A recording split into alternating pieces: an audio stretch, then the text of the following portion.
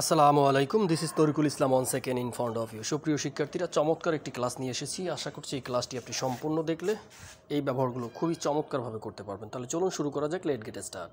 There is no difficult in, মনে রাখবেন স্ট্রাকচারটা একদম সহজ। There is no difficult in, আপনি শুধু এতটুকু ভালোভাবে নিজের আয়ত্তে নিয়ে আসবেন, ঠিক আছে? তারপরে আপনি আইএনজি ভার্বের সাথে আইএনজি যুক্ত করবেন, এতটুকু কাজ, আর কোনো কাজ নাই। তাহলে এই there is no difficult in অর্থ হচ্ছে কোনো কিছুতে কোনো সমস্যা নেই, কোনো কিছুতে কোনো সমস্যা নেই বোঝাতে ব্যবহৃত হবে। আমরা ফর এক্সাম্পল হিসেবে যদি কিছু স্ট্রাকচার এখানে মেক করি তাহলে দেখতে পাবো there is a no difficult in talking, কথা বলার কোনো সমস্যা নেই।